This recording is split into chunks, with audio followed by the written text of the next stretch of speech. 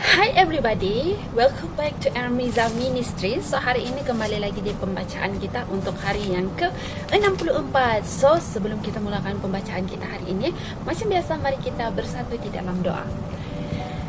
Ya Tuhan Allah Bapa kami yang bertakhta dalam kerajaan syurga, pada saat ini kami ingin membacakan semula firman Engkau di dalam buku Ekanta Series Christ the Way ini. Tuhan, biarlah Engkau memberkati kami, menyertai kami sepanjang pembacaan kami, agar kami dapat memahami segala sesuatu yang kami bacakan di dalam buku ini. Terima kasih Tuhan, ampunkan segala dosa pelanggaran kami. Saya serahkan seluruh masa pembacaan ini dalam tangan-Mu, dalam nama Tuhan Yesus Kristus yang telah menjadi juru selamat dan penebus kami. Amin. Selanjutnya kita baca dalam hari yang ke-64 di Desire of Ages nomor 183 hingga 184 bab 19 di sumur Yakub. Ya. Dalam perjalanan ke Galilea, Yesus berjalan melalui Samaria. Kira-kira tengah hari, tibalah ia di lembah Syichem yang permai. Begitu memasuki lembah ini, karena sudah letih dalam perjalanannya, duduklah ia di sini untuk beristirahat. Sementara murid-muridnya pergi membeli makanan, bangsa Yahudi dan bangsa Samaria bermusuhan keras dan sedapat-dapatnya menghindarkan segala hubungan satu dengan yang lain. Berjual beli dengan orang Samaria dalam keadaan perlu dianggap sah oleh rabi-rabi, tetapi semua urusan sosial dengan mereka dilarang. Seorang Yahudi tidak mahu meminjam dari orang Samaria ataupun menerima sesuatu kebaikan, bahkan sesuap roti atau secangkir air sekalipun. Dalam membeli makanan itu, murid-murid bertindak sesuai dengan adat bangsa mereka, tetapi mereka tidak berbuat lebih dari itu. Meminta pertolongan dari orang Samaria atau dengan apapun berusaha menolong mereka tidak masuk akal bagi murid-murid Kristus sekalipun. Sedang Yesus duduk di pinggir sumur itu, ia merasa lemas karena lapar dan haus.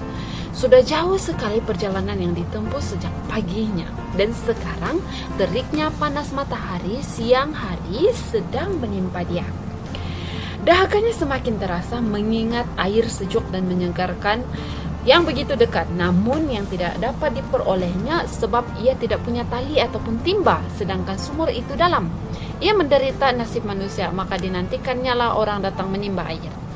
Seorang wanita Samaria datang dan seolah-olah tidak sadar akan hadiratnya. Ia mengisi kandilnya dengan air. Waktu ia berpaling hendak pergi, Yesus meminta air minum daripadanya.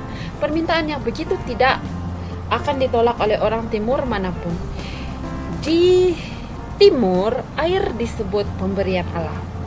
Menawarkan air minum kepada seorang pengembara yang haus dianggap sebagai satu kewajiban yang begitu suci, sehingga orang Arab di padang belantara mau menyimpang dari perjalanannya agar dapat melakukannya.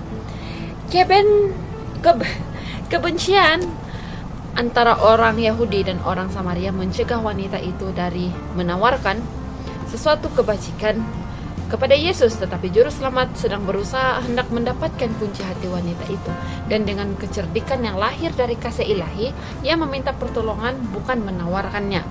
Tawaran kebajikan mungkin akan ditolak, tetapi percaya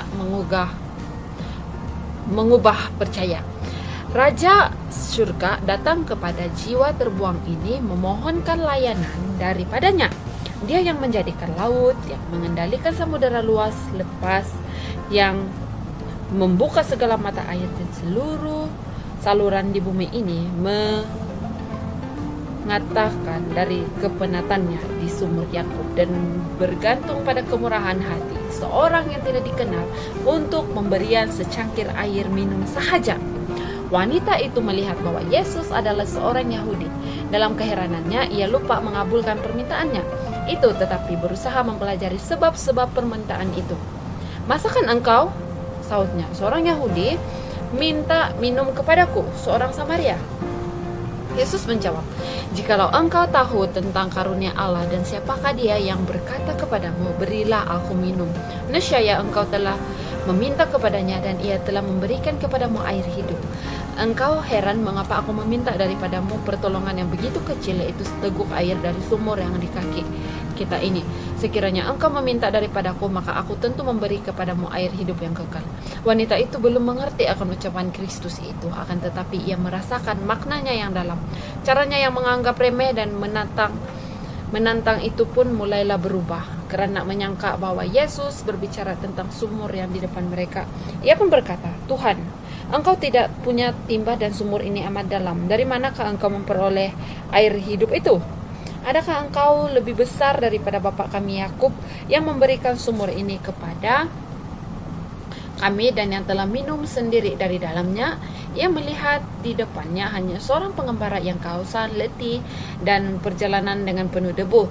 Dalam pikirannya dibandingkan dengan Yakub, nenek moyang yang terhormat itu, ia merasa bangga dengan sewajarnya bahwa tidak ada sumur lain lagi yang dapat disamakan dengan sumur yang disediakan oleh nenek moyang itu.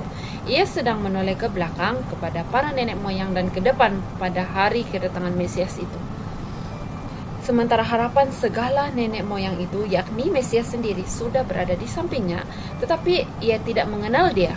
Betapa banyaknya jiwa yang haus sekarang ini ada di dekat pancaran air hidup, namun mereka memandang jauh untuk mendapat mata air hidup.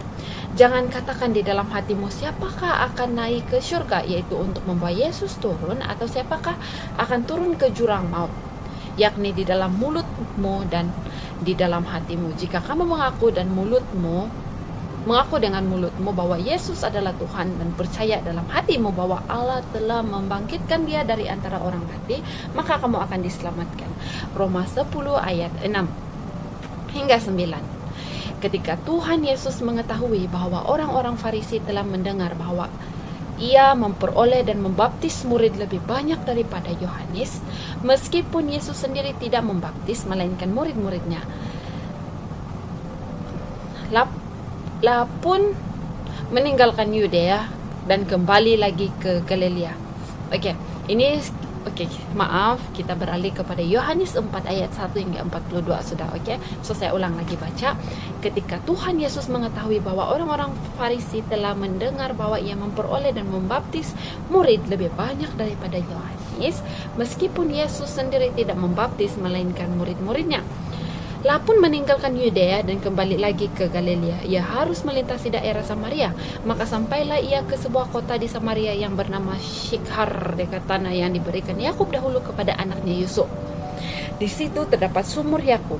Yesus sangat letih oleh perjalanan, karena itu ia duduk di pinggir sumur itu. Hari kira-kira pukul 12, maka datanglah seorang perempuan Samaria hendak menimba air. Kata Yesus kepadanya, "Berilah aku minum." Sebab murid-muridnya telah pergi ke kota membeli makanan. Maka kata perempuan Samaria itu kepadanya, "Masakan engkau seorang Yahudi meminta minum kepada aku seorang Samaria?" Sebab orang Yahudi tidak bergaul dengan orang Samaria.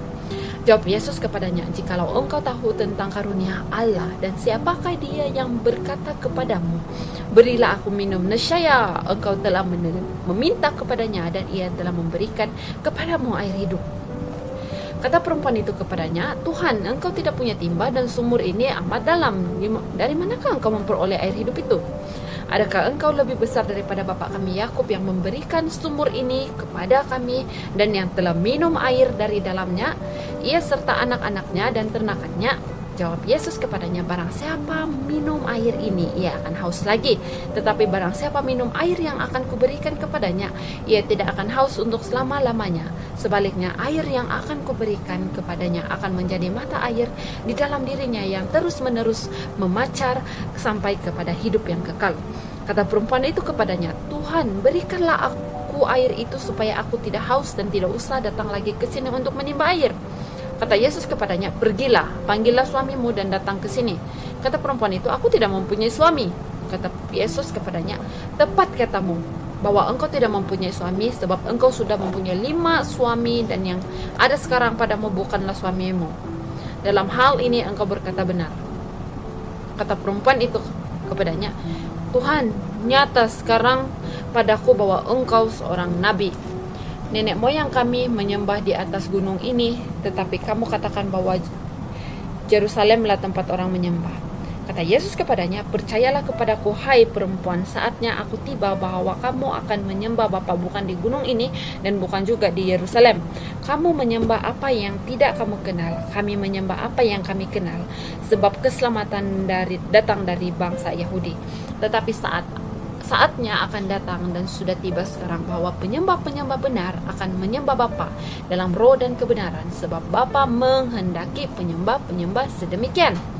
Allah itu roh, dan barang siapa menyembah Dia harus menyembahnya dengan roh dan kebenaran. Jawab perempuan itu kepadanya, aku tahu bahwa Mesias akan datang yang disebut juga Kristus. Apabila ia datang, ia akan memberitakan segala sesuatu kepadanya. Kata Yesus kepadanya, akulah Dia yang sedang berkata-kata dengan engkau. Pada waktu itu datanglah murid-muridnya dan mereka heran bahwa ia sedang bercakap-cakap dengan seorang perempuan. Tetapi tidak seorang pun yang berkata, apa yang engkau kehendaki atau apa yang engkau percakapkan dengan dia? Maka perempuan itu meninggalkan tempayannya di situ, lalu pergi ke kota dan berkata kepada orang-orang yang di situ, mari lihat, di sana ada seorang yang mengatakan kepadaku segala sesuatu yang telah kuperbuat. Mungkinkah Dia Kristus itu? Maka mereka pun pergi keluar kota lalu datang kepada Yesus. Sementara itu murid-muridnya mengajak Dia, katanya, Rabi, makanlah. Akan tetapi ia berkata kepada mereka, padaku ada makanan yang tidak kamu kenal. Maka murid-murid itu berkata seorang kepada yang lain, adakah orang yang telah membawa sesuatu kepadanya untuk dimakan? Kata Yesus kepada mereka, makananku ialah melakukan kehendak Dia yang mengutus aku dan menyelesaikan pekerjaannya. Bukankah kamu mengatakan 4 bulan lagi tibalah musim menuai, tetapi aku berkata kepadamu, lihatlah sekelilingmu dan pandanglah ladang-ladang yang sudah menguning dan matang untuk dituai. Sekarang juga penuai telah menerima upahnya dan ia mengumpulkan buah untuk hidup yang kekal, sehingga penabur dan penuai sama-sama bersukacita. Sebab dalam hal ini benarlah peribahasa yang seorang menabur dan yang lain menuai. Aku mengutus kamu untuk menuai apa yang tidak kamu usahakan. Orang-orang lain berusaha dan kamu datang memetik hasil usaha mereka. Dan banyak orang Samaria dari kota itu telah menjadi percaya kepadanya karena perkataan perempuan itu yang bersaksi. Ia mengatakan kepadaku segala sesuatu yang telah kuperbuat. Ketika orang-orang Samaria itu sampai kepada Yesus, mereka meminta kepadanya supaya ia tinggal pada mereka, dan ia pun tinggal di situ 2 hari lamanya. Dan lebih banyak lagi orang yang menjadi percaya karena perkataannya, dan mereka berkata kepada perempuan itu, kami percaya tetapi bukan lagi karena apa yang kau katakan, sebab kami sendiri telah mendengar Dia dan kami tahu bahwa Dialah benar-benar juru selamat dunia. So, sampai di sini saja pembacaan kita pada hari ini. So, ingat bahwa hanya pada Tuhan saja kita boleh menerima air kehidupan. So, mari kita bersatu dalam doa. Ya Tuhan Allah Bapa kami yang bertakhta dalam kerajaan surga, terima kasih sudah menyertai kami di dalam pembacaan kami hari ini Tuhan. Dan pada saat ini saya mohon Engkau terus memberkati hari-hari kami. Biarlah kami terus sentiasa berjalan bersama-Mu Tuhan. Ampunkan segala dosa pelanggaran kami Tuhan. Semua ini saya serahkan dalam nama Tuhan Yesus Kristus yang telah menjadi juru selamat dan penebus kami semua. Amin. Oke, sampai di sini saja dan jumpa lagi. Bye. God bless.